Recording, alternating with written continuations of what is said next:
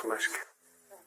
Tous les 3 mois, une nouvelle loi vient détruire petit à petit vos libertés individuelles. Très prochainement, vous aurez le passe carbone, la surveillance généralisée sur le moindre de vos mouvements et la fin de la propriété privée. Si vous ne voulez pas faire partie de ce futur-là, il est encore possible d'en sortir. Géopolitique Profonde a travaillé sur ce nouveau protocole pour assurer votre protection personnelle et patrimoniale et vous assurer d'avoir toujours un coup d'avance pour être prêt avant qu'il ne soit trop tard. Je finis. Quand vous êtes face à ce genre de système illégitime, il vous reste qu'une seule posture, c'est la résistance. Si vous ne résistez pas, vous n'êtes pas digne de ce pays.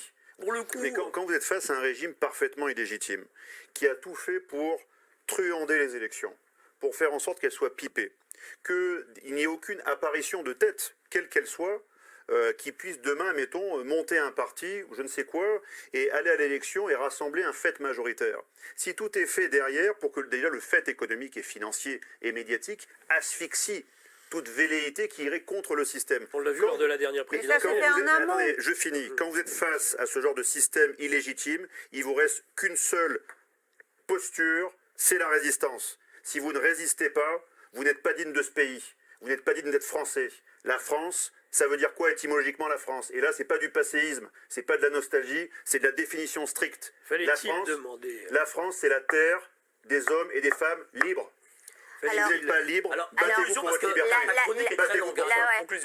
Qu'est-ce que vous pensez de cette analyse? Je répondrai à Nicolas Stocker que déjà sur la définition de l'état profond, c'est l'état profond, à mon sens, d'autres le définissent bien mieux que moi, Valérie Bugeaud et d'autres intellectuels le définissent très très bien, c'est une somme d'intérêts privés. Ça l'est devenu. Ultra puissants. Qui le sont devenus effectivement, qui sont devenus ultra puissants parce qu'ils ont pris le contrôle progressivement, subrepticement des États. Ça a commencé avec la Révolution anglaise. Ils ont utilisé un cheval de Troie. Au début, c'était des financiers. Ils étaient au numéro 4, le quatrième sous-sol de la société. C'était les marchands. Ils avaient pour eux l'argent, mais ils n'avaient rien de plus. D'accord ? Au-dessus, il y avait Dieu, puis le roi, qui était le lieutenant de Christ, qui devait tenir le lieu sur terre, donc des forces spirituelles pour que les règles spirituelles s'appliquent au commun des mortels. Après, il y avait une chevalerie avec un code d'honneur censé protéger le roi. Il y avait un clergé, puis à la fin, il y avait les marchands. Les marchands se sont dit, nous, on a tout le pouvoir du pognon, on veut que ce pognon règne. Donc on va infiltrer ces États et ces élites par la grille de lecture des vices et des vertus. D'accord ? Voir par exemple que Philippe Égalité, cousin du roi, est un grand orgueilleux et qui veut régner à la place du roi. On va en faire le grand maître de la Grande Loge de France. On va ensuite utiliser la fortune de Philippe Égalité pour qu'il spécule sur le blé. Une fois que ce blé aura été libéralisé à la fin de Louis XV, début de Louis XVI. Louis XVI s'est récupéré la patate chaude de la libéralisation du prix du blé. Déjà des spéculateurs, des libéraux qui avaient dans leurs mains Louis XV, le trésor royal était affaibli. Et l'ayant en main, ils ont ensuite poussé à ce que les spéculateurs prennent le contrôle de la clé de contrôle de l'époque qui était non pas la monnaie, qui était le blé. La faim. C'est le carburant des révolutions. Donc ensuite, qu'est-ce qu'on a eu? On a eu ces états profonds qui étaient au début des financiers, qui ont un culte de l'argent. Et ce culte de l'argent, on le retrouve en moins 1500 avant Jésus-Christ. C'est le veau d'or. Nous sommes actuellement tous dans une société du veau d'or. Je suis d'accord avec vous, mon capitaine. Non, mais je finis simplement. Une phrase pour clore ce cycle. Nous sommes face à un état profond qui a pris le contrôle d'États. Ils se sont alimentés de la substance financière de ces États sans limite. Et c'est toujours le cas. Quand on a des milliards qui sont offerts généreusement contre des PowerPoint à McKinsey par Macron, qui est leur client, ce sont justement des États profondéraires qui s'abreuvent de ces milliards, pour ensuite, avec toujours le même paradigme, qui est un paradigme consumériste matérialiste, maîtriser nos vies. Mais nous ne pouvons pas sortir de ce paradigme si nous restons esclaves de la matière, esclaves de l'argent. Si l'argent reste le souverain bien, s'il redevient simplement instrument, nous pourrons sortir de leur contrôle, nous pourrons sortir de cette matrice. Mais nous devons remettre quelque chose au-dessus de l'argent. Et on ne peut pas servir de maître. Soit vous servez Dieu, soit vous servez Mammon.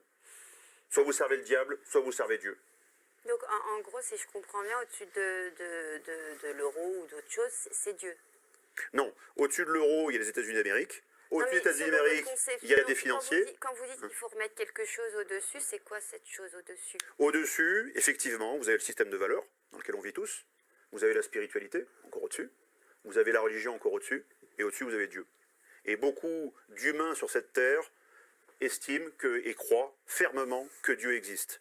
La France s'est détournée de Dieu depuis 234 ans et ça est en train de nous amener au caniveau. C'est un abandon coupable et conscient de la liberté. On a accepté parfois de laisser les anciens se faire injecter du Rivotril pour toucher la succession plus tôt, matérialisme. On a accepté de se faire seriner les enfants ou les adolescents pour pouvoir continuer à boire des bières en terrasse et aller bouffer le dimanche à Marne-la-Coquette, quoi. Vous voyez ce que je veux dire? Toutes ces choses-là. Et en fait, on a touché au sanctum. On a touché au temple, votre corps. Et une fois qu'on a touché à ce corps, qu'il a pu être pénétré par quelqu'un d'extérieur qui vous dit c'est pour votre bien, en fait ce sera du mal, et on le voit aujourd'hui, toutes les statistiques explosent en fait. Derrière, tout est ouvert. Pour les mondialistes, c'est open bar. Exactement. Parce qu'ils savent qu'ils ont touché au corps, donc ils pourront toucher à vos portefeuilles, et bientôt ils pourront toucher à vos vies. Et ben, c'est exactement ça que je pense, et je suis totalement d'accord avec vous, et c'est pour ça que je crois qu'il est important que les gens se responsabilisent et reprennent leur destin en main. Totalement. Voilà. Après, bon, il y a Judith Godrèche qui aussi s'en Godrèche, prend. Alors d'ailleurs, Monsieur Matzneff, Judith Godrèche, c'est totalement lié avec cette histoire de Gérard Miller. Pourquoi? Parce que, en fait, pourquoi les femmes ont décidé de parler au magazine Elle et Mediapart? C'est parce que, en fait, le 9 janvier a été exhumé le documentaire L'Interdit, où en fait le cinéaste Benoît Jacot donne une interview à ce fameux Gérard Miller, et c'est là, dans cette interview qu'il explique qu'il a une relation avec Judith Godrèche, une relation, c'était quoi le sujet? C'était en fait interdite, finalement, subversive. Et donc c'est en voyant ce documentaire que Judith Godrèche a décidé, parce que du coup elle s'est dit mais non, moi j'étais pas consentante, parce que dans le documentaire Jacot raconte même que limite Judith Godrèche en demandait, qu'elle n'était pas du tout sous emprise et qu'elle l'allumait, etc. Donc en voyant ces propos-là, Judith Godrèche, Quel âge elle avait déjà? elle était toute jeune, elle avait 14 ans. Elle s'est offusquée. Et c'est en voyant quand ils ont exhumé ce documentaire et que Judith Godrèche en a parlé, que les femmes, plus de 54 femmes, ont décidé de donner leur témoignage à la presse. Voilà, tout est lié. Mais pourquoi cette avidité, cet appétit pour la pureté? Pourquoi cet appétit pour les enfants? Pourquoi cet appétit pour pénétrer en fait les consciences et l'âme, éventuellement en passant par l'hypnose, toutes ces choses-là? Je rappelle quand même le thème de la soirée, c'est le satanisme. Ça a été évacué des débats contemporains pour parler de psychologie, de psychanalyse, de psycho X choses. On parle beaucoup de psycho, on parle beaucoup de logos, on parle de conscience, on parle plus d'âme.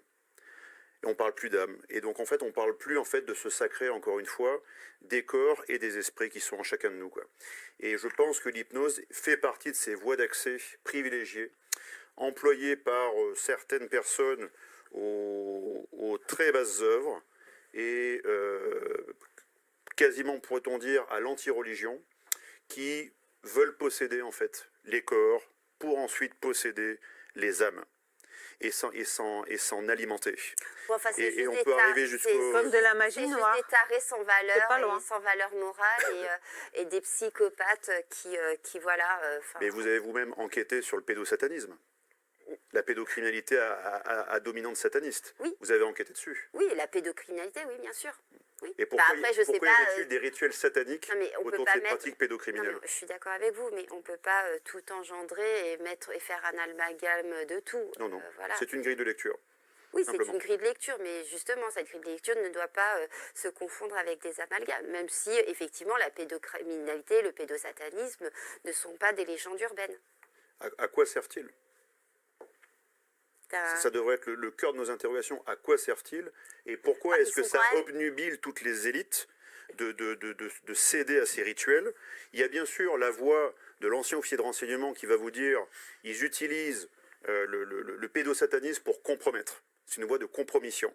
Si je ne peux pas vous compromettre par l'argent, si je ne peux pas vous compromettre par le sexe, je vais vous compromettre pour ensuite pouvoir vous tenir en main. Et c'est ce qu'ont fait justement, ça a été les pratiques des États profonds qui ont progressivement infiltré les élites. Ils ont d'abord analysé quels étaient leurs vices. Est-ce que le vice de l'orgueil? Est-ce que c'est le vice du contrôle? Est-ce que c'est le vice sur de la drogue, le vice des petits-enfants, différentes choses? Et avec ça, ensuite, ils pénètrent les élites, ils les contrôlent et ils sont en leurs mains. Et ils peuvent en faire ce qu'ils veulent ensuite. Et quand ces élites se retrouvent dans l'appareil d'État, hauts fonctionnaires, futurs ministres, voire présidents, ils peuvent contrôler la destinée d'une nation et d'une civilisation, la France. C'est tragique.